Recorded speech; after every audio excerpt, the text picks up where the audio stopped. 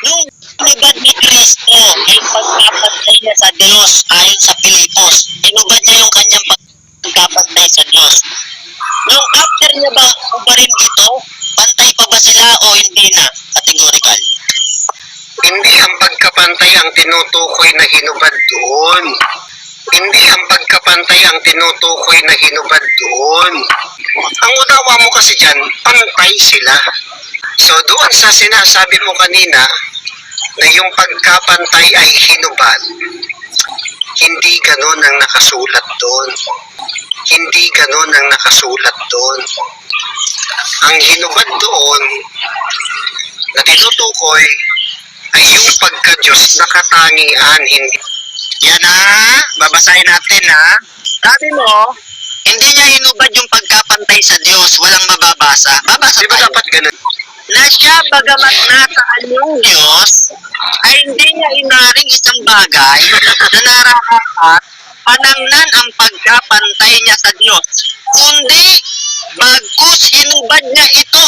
Amen. Hinubad pala yung pagkapantay. Sabi niya hindi raw, bro, hindi raw hinubad yung pagkapantay, walang mababasa. Hinubad pala yung pagkapantay, no? Hindi raw, Yari. Pero sabi ko, tanong ayon sa Pilipos, nung hindi niya pa hinuhubad yung pagkapantay niya sa Diyos, pantay pa ba sila? Sabi niya, wala kang mababasa na hinubad niya yung pagkapantay niya sa Diyos. Eh, binasa ko meron. Nyek, nyek, nyek, nyek, nyek. Sabi niya kumamari nung hindi pa daw. Basahin ulit natin. Yung pagkapaya ni Medan, basahin ulit natin. Ayan.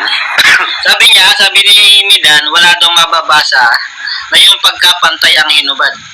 Basahin natin. Basahin. Oo, yan.